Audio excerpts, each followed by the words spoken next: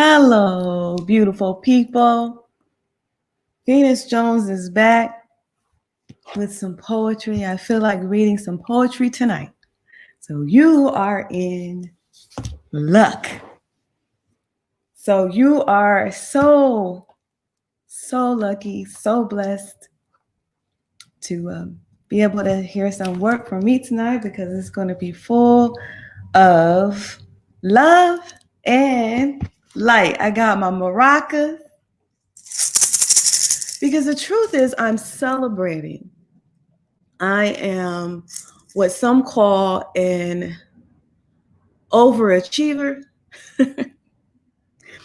I'm that person that when I win something or when I achieve something that I've fought for and worked really hard at, sometimes it's a little tougher for me to not look at the next mountain. Holla if you hear me in the chat. If I get you, because yeah, I got you. Okay. Are you that person that's like always like, okay, but look, there's another mountain over there that I need to climb?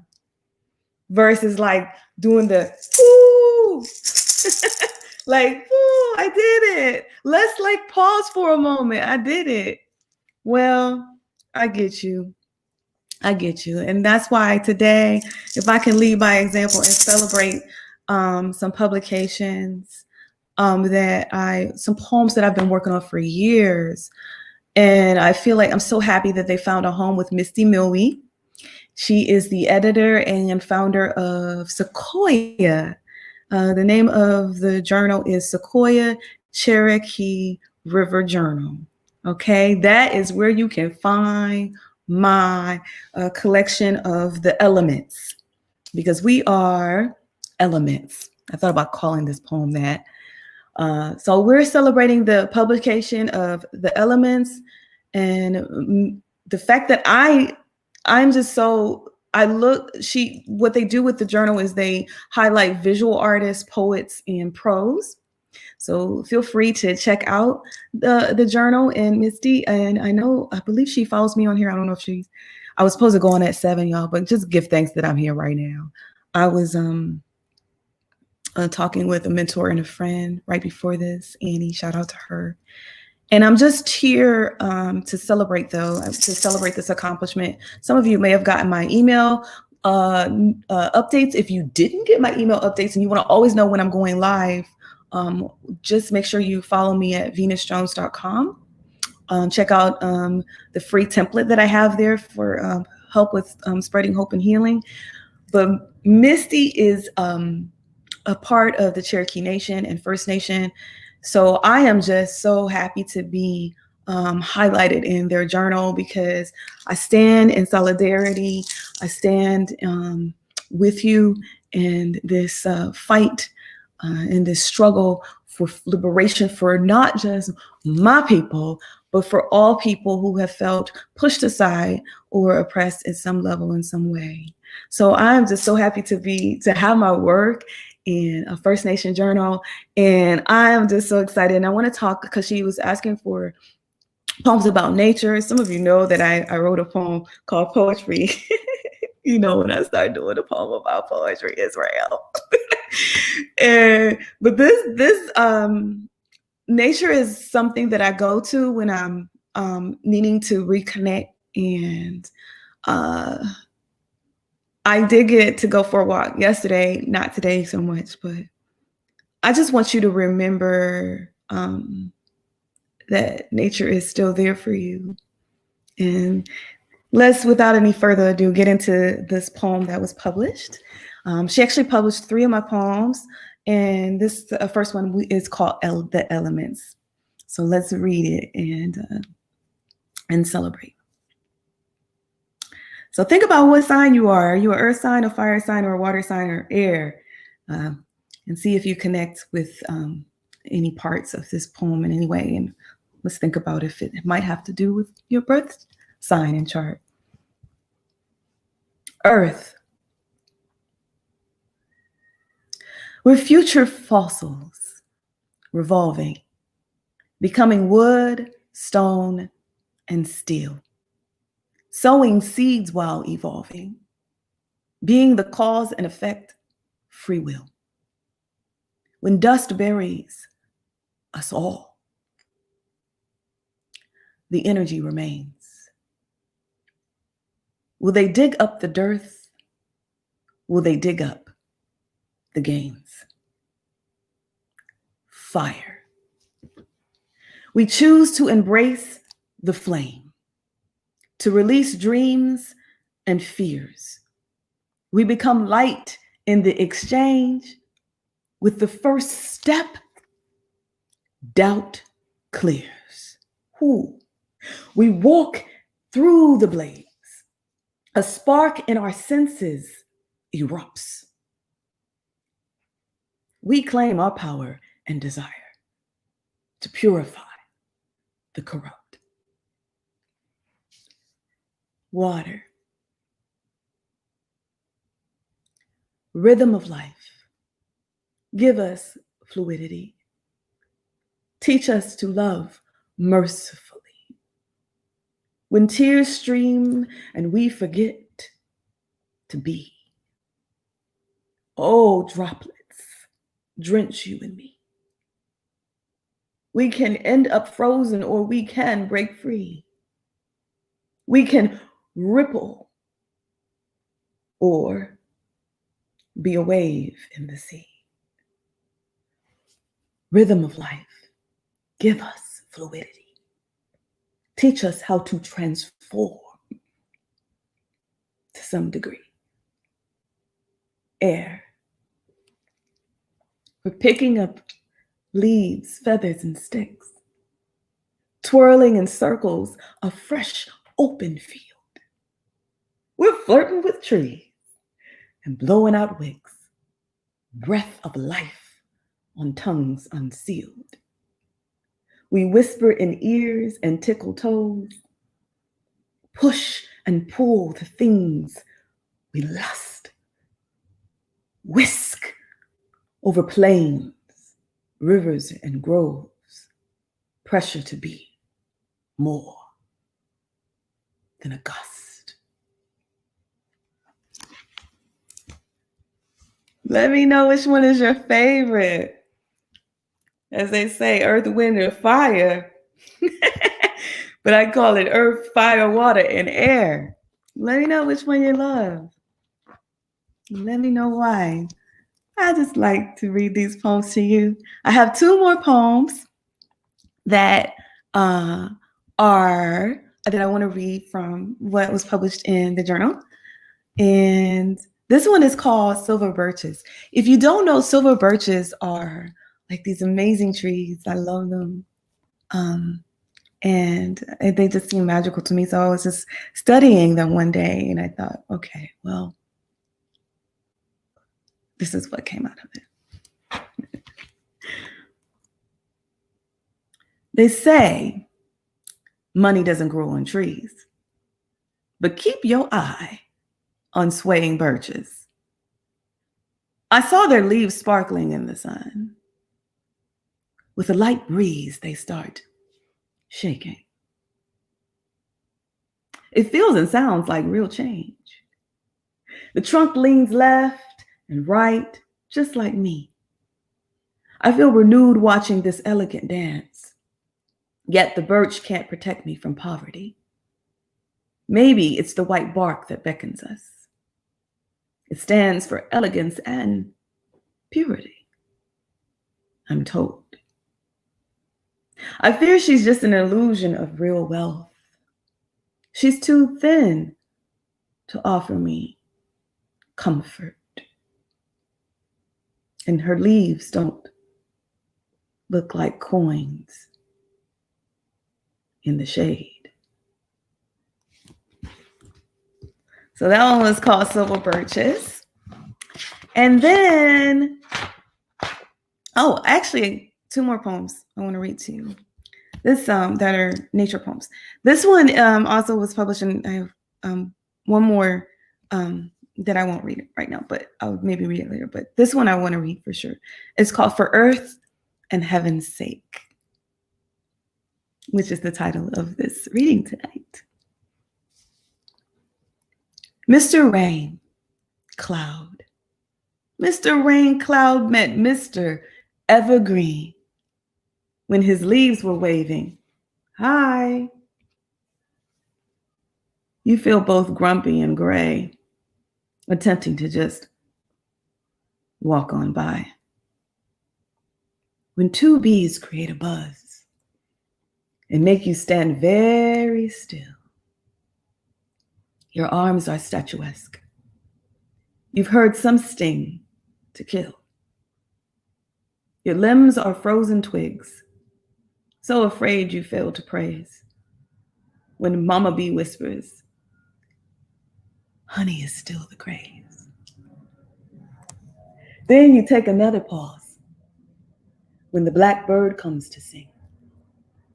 His song sounds like sorrow. He is the caw, caw, caw king. For earth and heaven's sake, you are no magnolia tree, but you stand still in meditation. And suddenly,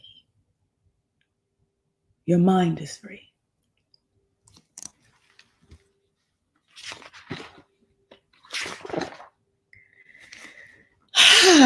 Yay! Give it up. What you think? Tell me. Talk to me. What's your favorite one? We got Silver Birches, For Earth and Heaven's Sake, The Elements. Give me some feedback in the chat. You know, I want to read maybe, thinking I'll read something, maybe 2 more poems. What you think? I wish I could see the chat. I forget how to see the chat. There it is. Let's see. Is there anybody in here? I got a couple of comments. Oh, Jennifer liked water the best. Okay, thank you for sharing. Okay. Are you a water sign, Jennifer, though? I'm wondering. That's what I wanted to know. Are you a water sign? I'm just thinking, like, I'm an air sign, and I have to admit, air is my favorite one. And I felt like it came to me the easiest when I was writing it was the air one. So I'm just wondering.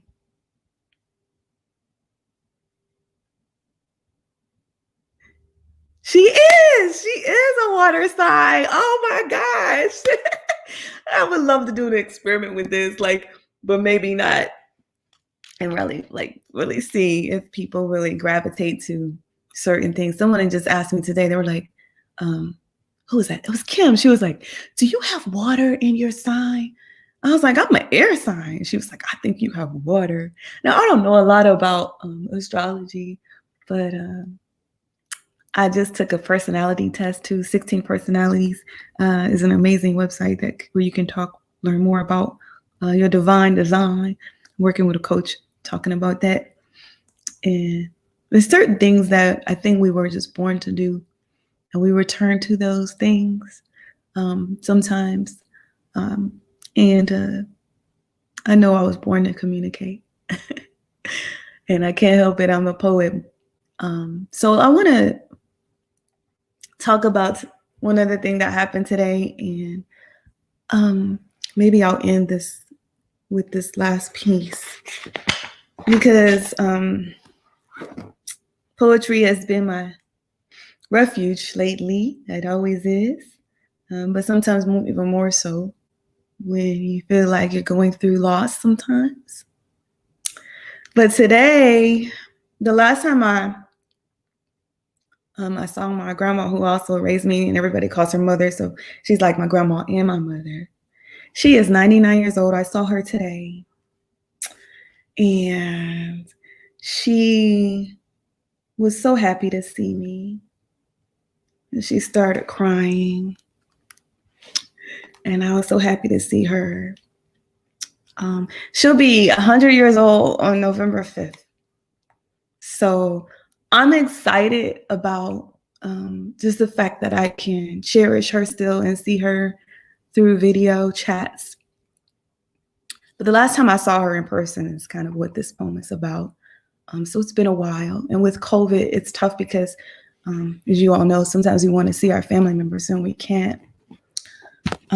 This poem is kind of about, even before COVID, how there's certain other things that would keep us away from family, and that is wages. So I call this Wages of Sin and Separation.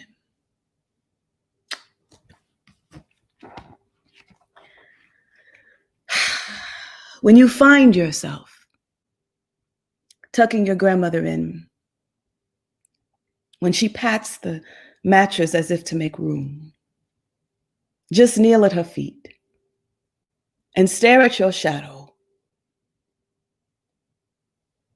that mirrors her own.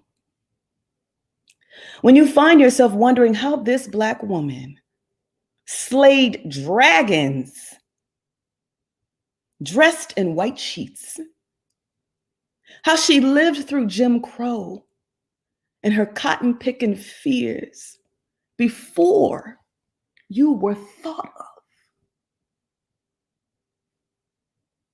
How she even made it through depression, the depression. Your thumb rubs over waves of wrinkles. They seem to ripple under your fingers. She flips her hand over, and you wish you could read lifelines on palms, palms that conduct daily prayers for you. You look at the alarm clock. It's 4 a.m.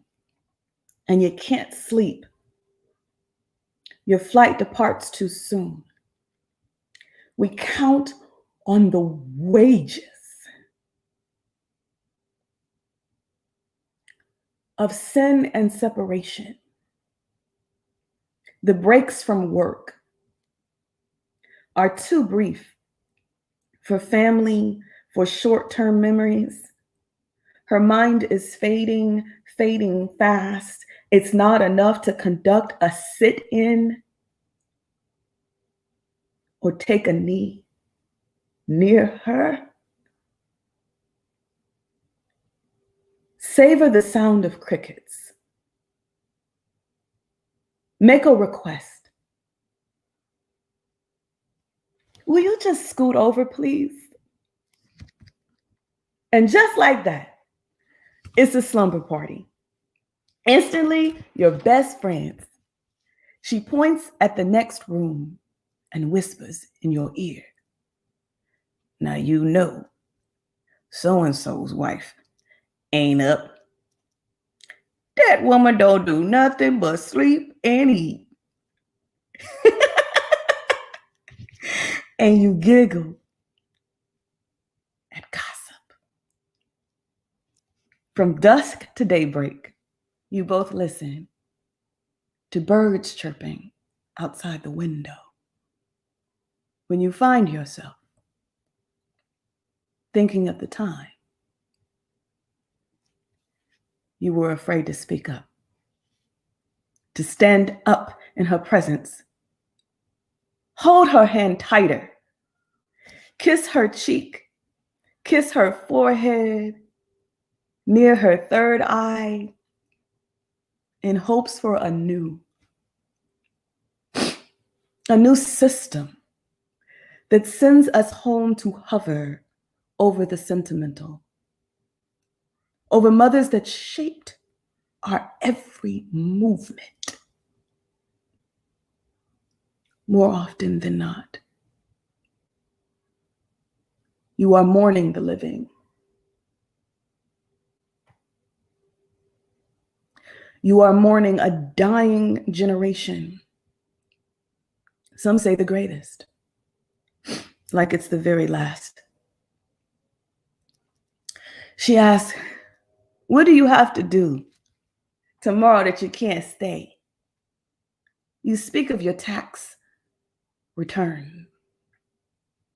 She sighs, well, I'll be here. I ain't going nowhere. She props herself up. You hug a frail 96-year-old frame, wishing it was true, because you've seen so much lost this year. Now you never know when the time will come. Make you weigh all your misfortunes. Make you want to build more and hope for things eternal.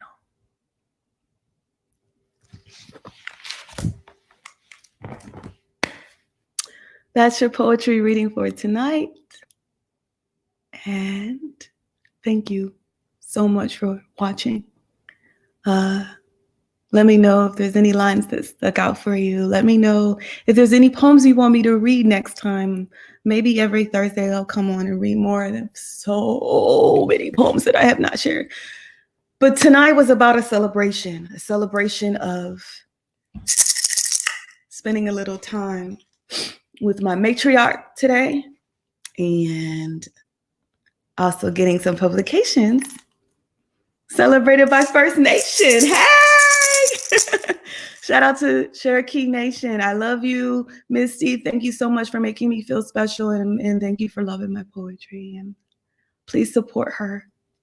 I'll put more about her channel in the chat. And I'm Venus Love Jones. Keep looking up and keep looking out. Oh, anything else I should say? Like and share. I forgot. The real influencers. Like and share this.